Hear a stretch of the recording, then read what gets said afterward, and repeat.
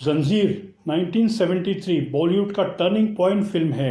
Angry young man image का जन्म, अमिताभ बच्चन की स्टारडम का रियल स्टार्ट और सलीम जावेद के करियर का big break through.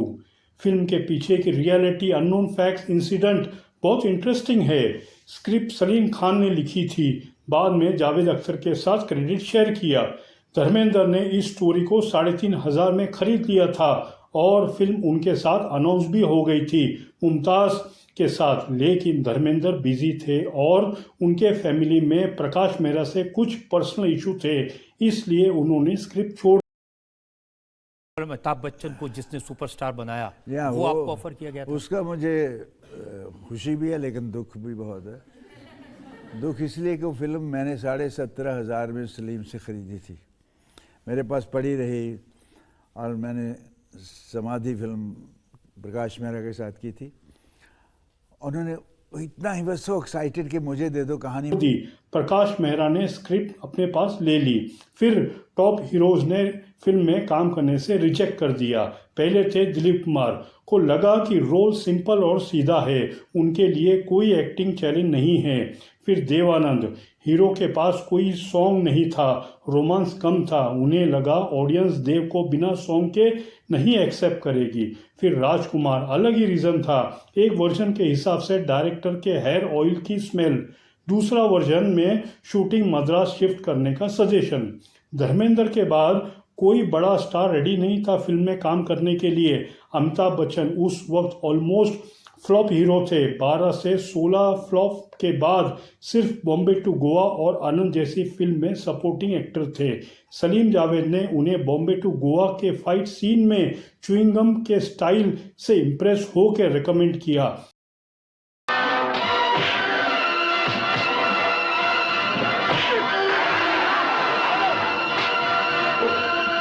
Prakash Mehra ने रिस्क लिया, हीरोइंस भी रेडी नहीं थी उनकी रोल करने के लिए क्योंकि मेल सेंट्रिक था। मुमताज़ शादी के लिए निकल गई और एक थियरी ये भी है कि मुमताज़ ने अमिताभ के साथ बंधे हाथ की थी जो फ्लॉप रही। शायद वो अमिताभ के साथ एक और रिस्क नहीं लेना चाहती थी। जया बहादुरी उस वक्त अमिताभ से एंगेज थी, ने मजबूरी में हाँ किया, मेनली अमिताभ के करियर के लिए क्योंकि उनका रोल लिमिटेड था। डिस्ट्रीब्यूटर और फाइनेंसर अमिताभ के कास्टिंग से नाराज थे, ये लंबा बेचारा हीरो कौन है बोल के सपोर्ट नहीं दिया। फिर प्रकाश मेहरा ने खुद प्रोड्यूस करने का इरादा किया, घर और वाइफ के जेवर गिरोह रख के पैसा इकट्ठा किए। आज जो फिल्म बॉलीवुड क्लासिक है वो पहले हफ्ते में ऑलमोस्ट फ्लॉप हो गई थी। मुंबई में रिलीज के बाद थिएटर्स खाली थे। फिर एक मिरेकल हुआ, कोलकाता से खबर आई कि वहाँ फिल्म हाउसफुल चल रही है, लोग क्यूज में खड़े थे। फिर लखनऊ से, फिर दिल्ली से और फिल्म का चक्का पलट गया, ब्लॉकबस्टर बन गई फिल्म। मेहरा वर्ली सी फेस पे जाके टेंशन लेते थे, सोचते थे सब कुछ खत्म हो जाएगा। अमिताभ को भी फीवर आ गया, 104 डिग्री तक पहुंचा। जब सेकेंड वीक में बुकिंग रश शुरू हुई, फिर वर्ड ऑफ माउथ से फिल्म सुपरहिट हो गई। टिकट ब्लैक में बिकने लगी, 5 रुपए की टिकट 100 रुपए में बिकने लगी। फिल्म का बजट 90 लाख था, कलेक्शन 3.5 करोड़ उस जमाने में बहुत ज़्यादा था। इंटरेस्टिंग बिहाइंड द सीन ये है कि प्राण, जिन्होंने शेर खान का आइकॉनिक रोल किया, शूटिंग के पहले ही दिन सेट छोड़कर जाने की धमकी दे दी। उनका कहना था कि वो एक्टर है, डांसर नहीं। सॉन्ग यारी है ईमान मेरा के लिए उन्हें डांस करना था, ये उन्हें मंजूर नहीं था। उन्होंने साफ बोल दिया, मैं नहीं कर सकता ये सब। प्रकाश मेहरा रात को उनके घर गए, हाथ जोड़े, मिन्नतें की, अमिताभ अकेले इस फिल्म को नहीं उठा सकते, आप ही इस फिल्म की जान हो। प्राण मान गए और यारी है ईमान मेरा यार मेरी जिंदगी बॉलीवुड का सबसे आइकॉनिक फ्रेंडशिप सॉन्ग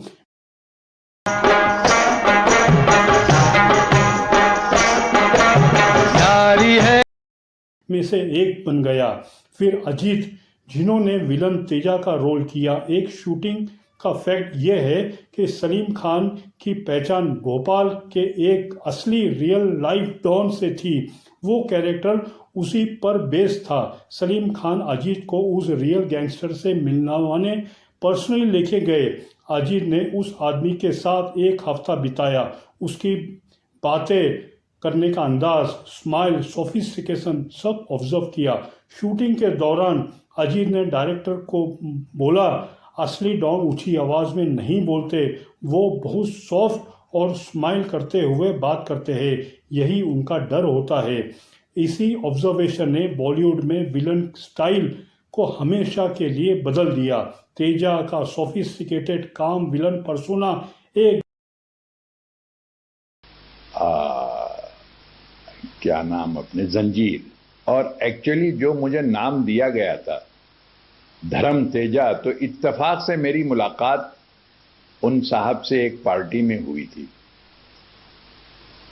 और मैंने देखा कि ये कितना कूल और काम आदमी हैं और उनके पीछे बड़ा ज़बरदस्त केस वेस हुआ था उस वक़्त और ये, लेकिन उस आदमी के ऊपर ज़रा ना उसके बात करने में कोई एकदम नया था और ऑडियंस ने ये देखा पहली बार।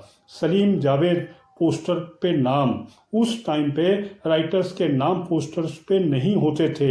उन्होंने पेंटर को पेंट स्टेंसिल देकर मुंबई के पोस्टर पे रिटन बाय सलीम जावेद लिखवा दिया। पेंटर थोड़ा बेवड़ा था, इसलिए नाम अमिताभ के नोज पे, जया के फेस पे, प्राण के फोरहेड पे पेंट कर दिया। इंडस्ट्री शॉक हो गई। ये राइटर के क्रेडिट का बड़ा चेंज था। और प्राण का सॉन्ग यार ये ईमान मेरा, इनिशियली